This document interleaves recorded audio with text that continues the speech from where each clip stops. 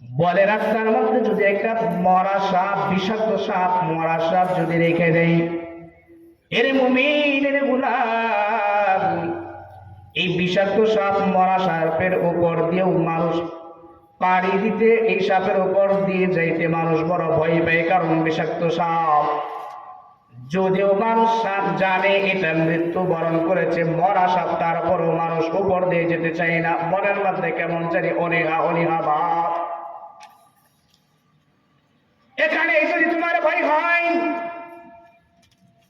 আল্লাহর জাত ও সিফাতের কসম করে বলি রে ভাই, তাহলে আল্লাহ তাআলা যে অগ্নিকুণ্ড, প্রজ্বলিত আগুন, জাহান্নামের কুণ্ড তোমার জন্য তৈরি করেছে, প্রস্তুত করেছে, সেটাকে আরো কি পরিমাণ ভয় পাওয়ার দরকার। এই জন্যই আল্লাহ বলে রে গোলাম, ইত্তাকুল্লাহ, আমি আল্লাহকে ভয় করবা, এমন ভয়, হাক্কা তুকাতিহি, ভয় করার মতো ভয় করবা। কেমন ভয়? ওরা বংশের মহিলা চুরি করছে, চুরির অপবাদে মহিলা আবার চিন্তা করে, আমি উচ্চ বংশের মহিলা, চুরি করেছি। এই বিচার সাহাবায়ে কেরামদের মধ্যে আলোচনা সমালোচনা হয়ে গেল। এই খবর নবী পাকের কাছে কেমনে যাওয়া যায়? সাহাবীদের মধ্যে বলে, আপনি যান, আপনি যান, আপনি যান, কেউ যেতে চাই না। একজন দাঁড়িয়ে বলে, আমার মত আমি আমার মন্তব্য প্রকাশ করি, আমরা কেউ এই খবর নবী আলাইহিস সালাতু ওয়াস সালামের কাছে নিয়ে যেতে পারবো না। উচ্চ বংশের মহিলা চুরি করেছে।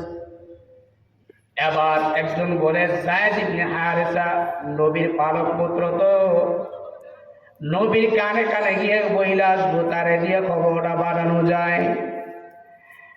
যায়েদ ইবনে হারেসা নবীর কাছে যাওয়ার পর কানে কানে গিয়ে ভাবে বুকের ওপর দিয়ে শুয়ে, মুখে বাম দিকে কানের কাছে না গিয়ে বলে, পয়গম্বর, উঁচু বংশের মহিলা চুরি করেছে। নবী আলাইহিস সালাতু ওয়াস সালাম কোরআনের আইন অনুযায়ী তাকে বিচার করলেন। আরেকজন মহিলা এসে বলে, ও পয়গম্বর, আমি জিনা করেছি, আমি জিনাকারিনী মহিলা, আমার বিচার করুন। কারণ বলো, দুনিয়াতে আমি আপনার শাস্তি আমি মেনে নিতে পারবো, কিন্তু খোদার কসম করে বলি, আল্লাহ তাআলার সম্মুখ পানে কাঠ করে আসামি হয়ে দাঁড়িয়ে সেই দিন যদি লিল্লাহিল ওয়াহিদুল কাহ্হার, আল্লাহ রাগান্বিত আওয়াজ, আল্লাহর বিকট আওয়াজ, আল্লাহ রাগান্বিত অবস্থায় থাকবে, সেই দিন যদি আমি কাঠ করে আসামি হয়ে জিনাকারিনী মহিলা হয়ে আমি আল্লাহর সামনে দাঁড়াই, আমি দুনিয়াতে আপনার শাস্তি আমি মেনে নিতে পারবো, আল্লাহর আযাব ও গজবের শাস্তি আমি কখনোই মেনে নিতে পারবো না, সহ্য করতে পারবো না। নবী সাহাবায়ে কেরামদেরকে বললেন, ও সাহাবায়ে কেরাম, এই মহিলাটাকে পাহাড়ে একটা চূড়ায় নিয়ে যাও। মহিলাটাকে পাহাড়ে চূড়ায় নিয়ে যাওয়ার পর সাহাবীরা একজন করে করে করে করে মহিলার উপর পাথর নিক্ষেপ করা শুরু করলো। পাথর মারতে মারতে মহিলার শরীর দিয়ে রক্ত ছিটছিট করে করে বের হচ্ছে। রক্ত বের হওয়ার পর মহিলার শরীর থেকে একজন সাহাবীর শরীর রক্ত পড়ার পর সাহাবী চিৎকার মেরে দিয়ে বলে, জিনাকারিনী মহিলার রক্ত আমার গায়ে পড়েছে। নিজেকে কেমন জানি ছোট ছোট একটা ভাব প্রকাশ করলো। এই আওয়াজ পয়গম্বর নবীর কাছে যাওয়ার পর নবী আওয়াজ দিয়ে বলে, না না না, তুমি মনে করেছো জিনাকারিনীর মহিলার শরীরে রক্ত তোমার গায়ে পড়েছে? আল্লাহর জাত ও সিফাতের কসম করে বলি, এই মহিলা যেইভাবে তওবা করেছে, আল্লাহর ভয়ে যেমনি তওবাটা করেছে, আল্লাহর কাছে মহিলার তওবাটা এমন ভাবে কবুল হয়েছে, কুরাইশ বংশ অথবা মহিলার 14 গোষ্ঠী যদিও জান্নাতের প্রতীক হয়, যদি জাহান্নাম থেকে জান্নাতের রাস্তায় আমি আল্লাহ তাআলা দিই, তারপরেও এই মহিলার তওবার ওজন কমবে না। আল্লাহকে ভয় করতে হবে এমনি। কেমনে? আল্লাহকে ভয় করতে হবে এভাবে, আমি ঘুমিয়ে আছি, আমি শুয়ে আছি, আমি একাকিত্ব জায়গায় আছি, নিশ্চরে আছি, নিষ্কবে আছি, আমাকে কেউ দেখে না, দেখে কে? বলেন না কে দেখে? আল্লাহ। আওয়াজ করে বলুন না কে দেখে? আল্লাহ। যাদের হৃদয়ে আছে আল্লাহর ভয়, তারা কবু পথ ভুলে যায় না। যাদের হৃদয়ে আছে আল্লাহর ভয়, তারা কবু পথ ভুলে যায় না। আল্লাহর প্রেম ছাড়া এই দুনিয়ায় কারো কাছে কোনো কিছু চাই না, কারো কাছে কোনো কিছু চাই না। রাতের আঁধারে যারা সিজদাতে রয়, দু চোখের স্রোতে নদী বয়ে যায়। চলনার ভাবসারে যত আসু, পিছনে ফিরেও সে তাকাই না, পিছনে ফিরেও সে তাকাই না। যাদের হৃদয়ে আছে আল্লাহর ভয়, তারা কবু পথ ভুলে যায় না। আল্লাহর প্রেম ছাড়া এই দুনিয়ায় কারো কাছে কোনো কিছু চাই না। দিন কায়েমের পথে যারা অবিচল, তারা হলো আল্লাহর প্রিয়জন। দিন কায়েমের পথে যারা অবিচল, তারা হলো আল্লাহর প্রিয়জন। বাতিলের কাছে যারা হার মানে না, সংগ্রাম করে যায় মরণ।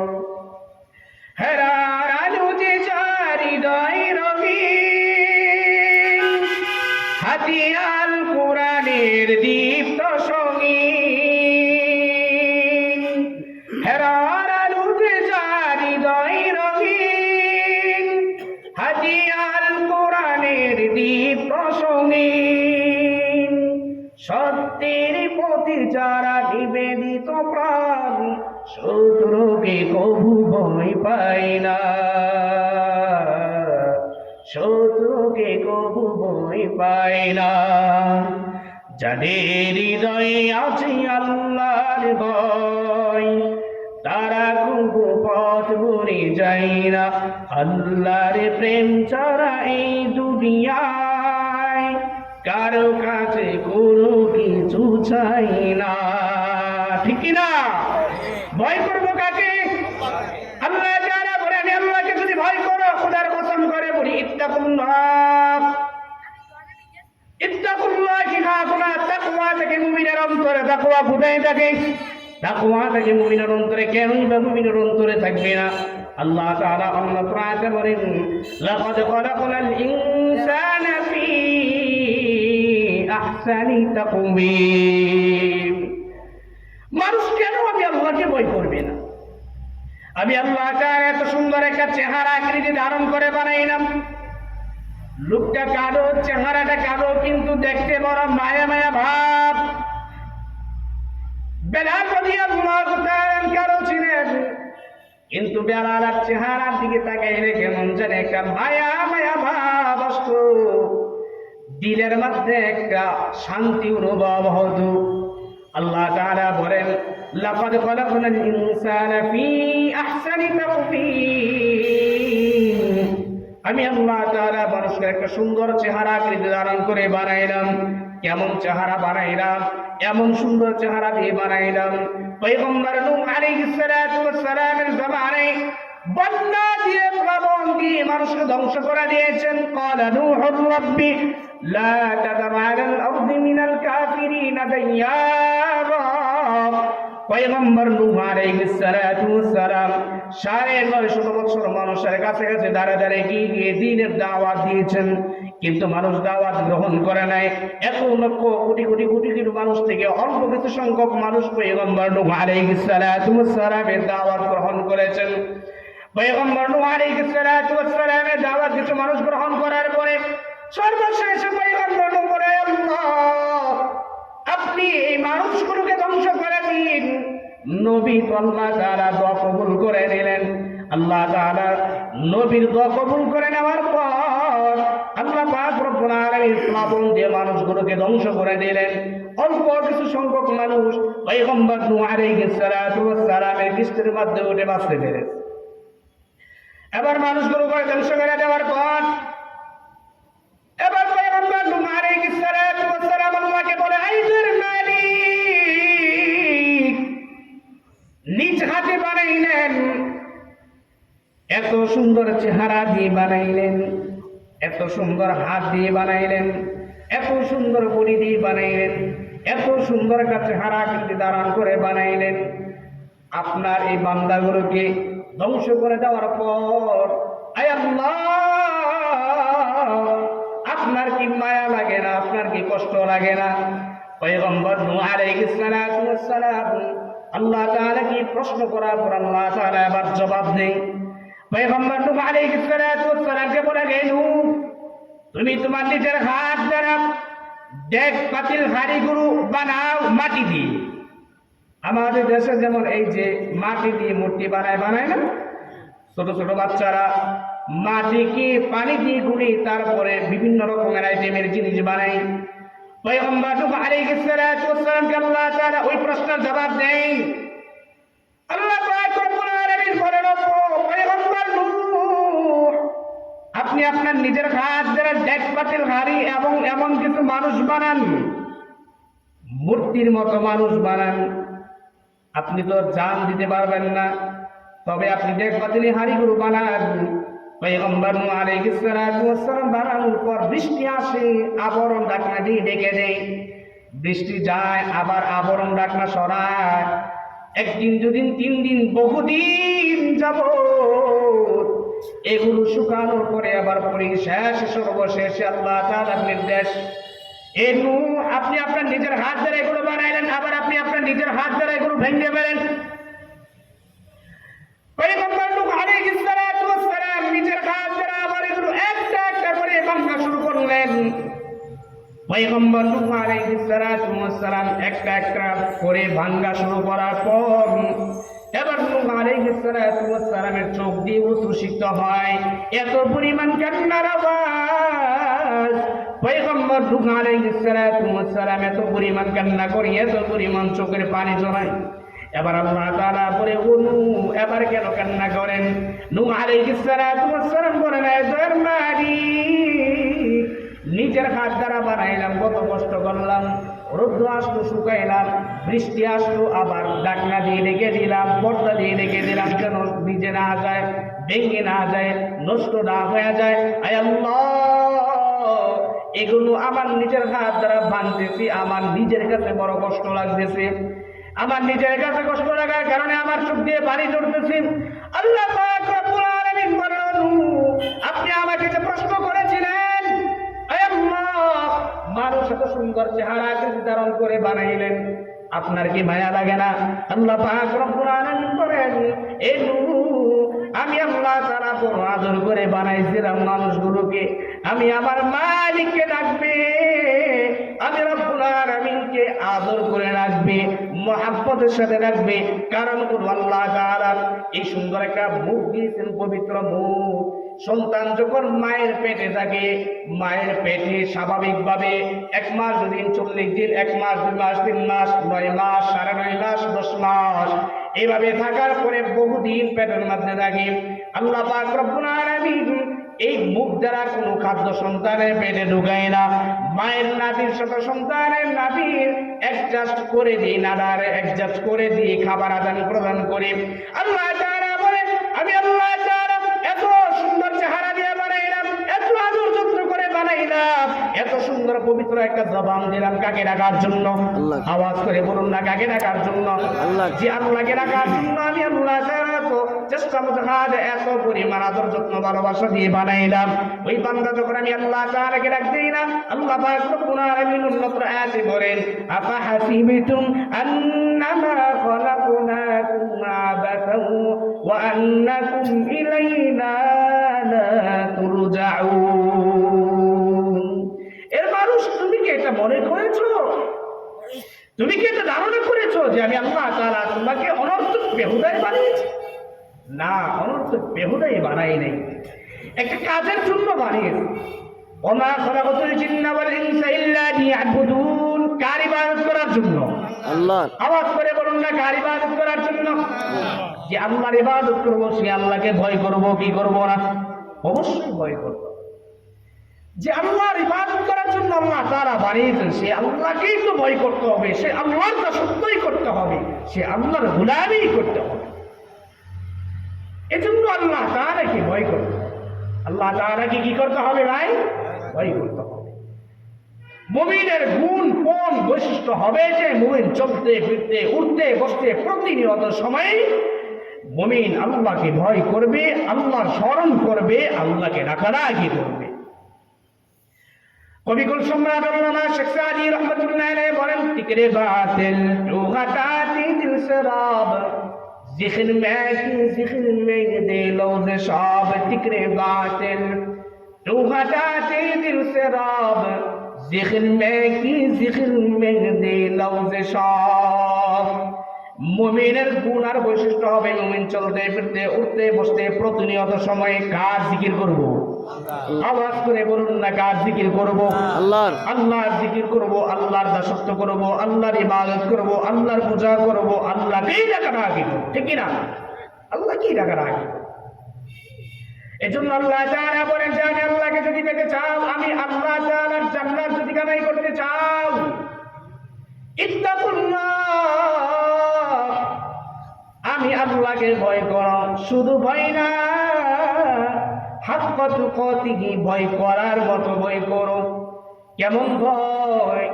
এরে বান্দা, এরে গোলাম, এত পরিমাণ গুনাহ করি, এত পরিমাণ অন্যায় করি, এত পরিমাণ নাফরমানি করি, আল্লাহ চাইলে ঘুমের করেও আমার মৃত্যু দিতে পারে, কিন্তু অথচ আল্লাহ কি করে জানেননি? রাত্রিবেলা আমি ঘুমাইতে যাই, ঘুমাইতে গিয়ে আমি মশারির ভিতরে ঢোকার পর মশারিটা নিয়ে আমি চতুর্পাশে আবার টর্চ লাইটটা দিয়ে আমি দেখি কোথাও কি মশা আছে কিনা, আমার ঘুম ডিস্টার্ব করবে কিনা। চতুর্দিকে আমি বসা দেখি, কোনো দিকে কোনো মশা নয়। এবার আরামে আমি ঘুমিয়ে যাই। আরামে ঘুমিয়ে যাওয়ার পর গভীর রজনীতে এবার দেখি আমার কানের গোড়ায় মশা গুনগুনানি আওয়াজ দিয়ে গান গায় কি গায় না? এবার আল্লাহ তাআলা বলেন, এই যে মশারি ছোট ছোট ছিদ্র দিয়ে যে মশা ঢুকতে পারলো, এই মশারির ছোট ছোট ছিদ্র চাইতে তোমার নাকের মুখের কানের ছিদ্র ছোট না বড়? অবশ্যই বড়। যেই মশারির ছোট ছোট ছিদ্র দিয়ে ঢুকতে পারলো, খোদার কসম ওই মশা তো অবশ্যই আমার কান ও নাকের ছিদ্র দিয়ে ঢুকতে পারতো কি পারতো না? অবশ্যই পারতো। অথচ আল্লাহ তাআলা কি করেন জানেননি?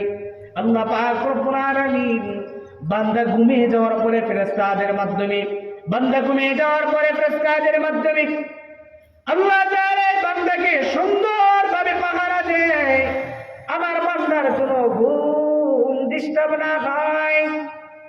আমার বান্দা সাত নামাজ পড়ে ঘুমিয়েছে, আবার কিছু জিকির আজকার করার পরে শেষ রজনীতে উঠে আল্লাহ পাকের ইবাদত করবে, আল্লাহর দাসত্ব করবে। وقال ربكم ادعوني استجب لكم। দুনিয়ার সবাই ঘুমায়, কেউ জাগ্রত নয়, সবাই ঘুমে নিমজ্জিত। সেই সময়ে আল্লাহ তাআলা নিজ আসমানে এসে বান্দাকে রাখে, এরে গোলাম কার কি দরকার, কে কোন সমস্যায় আছো, কার কি সমস্যা, কার কি অসুস্থ, ব্যবসা বাণিজ্যের সমস্যা, চলতে ফিরতে সমস্যা, বাড়িতে অসুবিধা, সংসারের সমস্যা, বন্ধু বান্ধবের সাথে ঝগড়া, বিভিন্ন রকমের ঝামেলা। আল্লাহ তাআলা বলে, ওয়াকালা রাব্বুকুম উদউনি আস্তাজিব লাকুম। আমি আল্লাহ তাআলা সেই সময় উঠে বান্দাকে রাখি, আমি আল্লাহ তাআলা সেই সময় বান্দাকে আমি স্মরণ করি, আমার কাছে চাও, কার কি দরকার। আল্লাহ পাক রব্বুল আলামিন বলেন, আমি আল্লাহ তাআলার কাছে যদি বান্দা তুমি চাও, ইখলাসের সাথে চাইবা, আমি আল্লাহ তাআলা তোমাকে জান্নাতীদের খাতায় তোমার নামটা লেখায় নেব। সুবহানাল্লাহ। ভয় করতে হবে কাকে? আওয়াজ করে বলুন, ভয় করতে হবে কাকে? অবশ্যই আল্লাহর ভয় দিলের মধ্যে পয়দা করতে হবে। সেই ভয়ের নাম হলো তাকওয়া। আত-তাকওয়া কাফুনা, তাকওয়া থাকে মুমিনের অন্তরে। কেমন তাকওয়া? উজানির কারি সাহেব রাহমাতুল্লাহ আলাইহি কোরআন তেলাওয়াত করে কোরআন তেলাওয়াত করতে কোরআন তেলাওয়াত করতে গিয়ে কালো অক্ষরগুলো অথবা এক লাইন থেকে আরেক লাইনের মাঝখানে একটু ফাঁকা থাকে না? সাদা জায়গাগুলোর মধ্যে যখন চোখ পড়ে যায়, চোখ পড়ে যাওয়ার পরে হুসাইন কারি সাহেব রাহমাতুল্লাহ আলাইহি বেহুশ হয়ে পড়ে যায় জমিনের মধ্যে। একবার, দুবার, তিনবার সাথী সঙ্গীরা জিজ্ঞাসা করে, ভক্তবৃন্দরা জিজ্ঞাসা করে, ও সাহেব, ও হুজুর, আপনি হঠাৎ করে কেন এভাবে বেহুশ হয়ে পড়ে যান?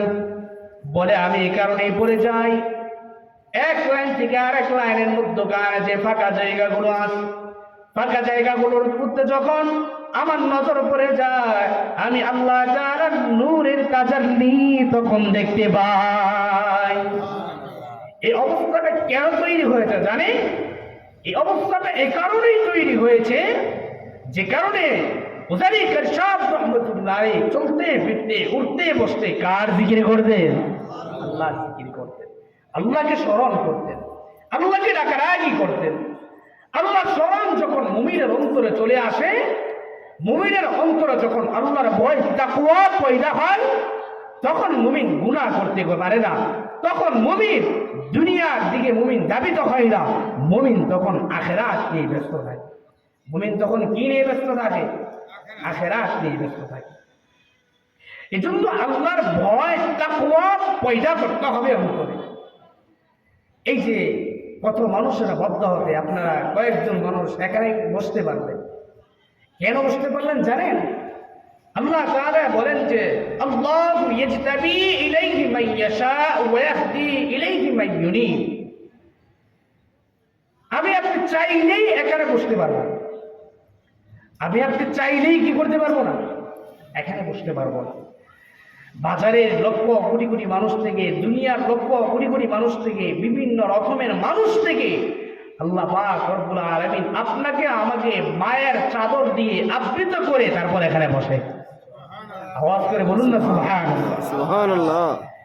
মায়ের চাদর দিয়ে, রহমতের চাদর দিয়ে আবৃত করে তারপর এখানে না বসে। আশরাফ আলী থানভী রাহমাতুল্লাহ আলাইহি বলে, যদি কোনো মানুষ আল্লাহর